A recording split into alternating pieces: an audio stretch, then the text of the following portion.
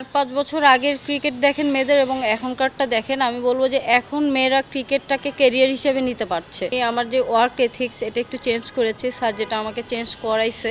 এটা হয়তো শুরুতে অনেক বছর আমি ক্রিকেট খেলে ফেলেছিলাম, শুরুতে আমাকে অ্যাডপ্ট করাটা খুব ডিফিকাল্ট ছিল, যে হয়তো মেনে নেওয়াটা কষ্টকর ছিল। বাট এখন যেমন আমার আন্ডারস্ট্যান্ডিং লেভেলটা আগের থেকে বেটার হয়েছে এবং ওয়ার্ক এথিক্সটা চেঞ্জ হয়েছে, আমার এটাই আসলে আমার খেলাটাকে সহজ করে দিয়েছে। এবং স্যারের অবশ্যই সে যে লেভেলের কোচ এবং যে ধরনের চিন্তাধারা তার কোচিং কেরিয়ার নিয়ে এবং অন দ্য ফিল্ডে তার যে ধরনের অ্যাক্টিভিটিস, এটা তো অবশ্যই বাংলাদেশ ক্রিকেটের জন্য এবং আমাদের সবার জন্যই একটা সুখবর। এবং সে যে কাজ করছে এটা আমাদের জন্য আসলেই কল্যাণকর। 4-5 বছরের মধ্যে তো আমরা দেখা গেছে যে আমরা আরও একবার কেন এশিয়া কাপ হয়তো নিতে পারি। আর এখন ওয়ার্ল্ড ক্রিকেটে আসলে ওয়ানডে ক্রিকেটে চ্যাম্পিয়ন হওয়াটা কিন্তু ডিফিকাল্ট। আর নর্মালি তো আমরা ওদের থেকে র্যাঙ্কিংয়ে আগায় আছি, আর আমাদের মেয়েরা বেশ দীর্ঘদিন ধরে ক্রিকেটটা ভালো খেলছে। ওয়ানডে ক্রিকেটে আমরা টি-20 থেকে আরও একটু বেশি ভালো, আমরা এটা বিশ্বাস করি। এবং আইরিশদের সঙ্গে আমাদের যদি ওয়ানডে ক্রিকেটের রেকর্ডটা দেখেন, এটা অনেকটাই বেশ ভালো।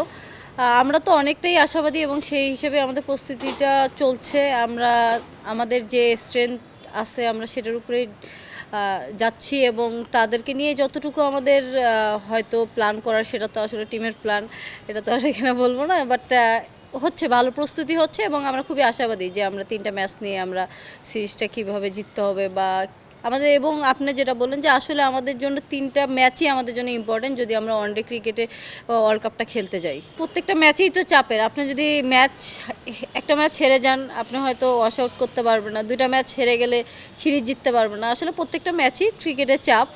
তো এটা তো আছে যে আমাদেরকে 8 পয়েন্ট পেতে হবে এই 2টা সিরিজ থেকে। তো আমাদের কাছে আমরা প্রথমে আসলে আয়ারল্যান্ড টিমটাকে নিয়েই প্ল্যান করছি, যেহেতু সামনে এটা ওয়েস্ট ইন্ডিজ তো নেক্সট সিরিজ, তো ওইটার আগে আমরা আয়ারল্যান্ডটাই ফোকাস দিচ্ছি এবং আশা করছি যে এখান থেকে ভালো কিছু হইলে ইনশাল্লাহ এটা আমাদেরকে বুস্ট আপ করবে নেক্সট সিরিজের জন্য। ফ্যাসিলিটিস যদি বলেন, আমাদের সব কিছু থেকে আমি এখন আমাদের ছেলেদেরই এনাফ খেলার সুযোগগুলো নেই, সেখানে তো আমাদের টুর্নামেন্টগুলো কম। আপনি যদি এখন ইংল্যান্ড অস্ট্রেলিয়ার সঙ্গে বা তুলনা করেন, আসলে হবে না, এত দ্রুত তো আমরা সব কিছু হয়তো পাবো না। তাও মাশাআল্লাহ আমরা অনেক কিছুই পাচ্ছি এবং আমাদের ক্রিকেটটা আগায় যাচ্ছে। যে জিনিসটা আমাদের আমার কাছে মনে হয়েছে ডিফারেন্সটা, সেটা আমাদের বেড়ে ওঠাটা। আমাদের যে ছোটোবেলা থেকে বেড়ে ওঠাটাই আসলে আমাদের ডিফারেন্স তৈরি করে দেয়।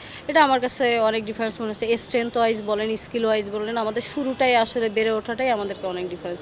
ব্যাটিংয়ে আসলে কাজ করার তো অনেকগুলো জায়গায় আছে, অনেকগুলো জায়গায় আছে। তো সেখানে আমি সিঙ্গেলটার উপরে অনেক বেশি ফোকাস দিয়েছি, কারণ সিঙ্গেলটা খেলতে পারলে আসলে দেখা গেছে রোটেটটা করা যায়।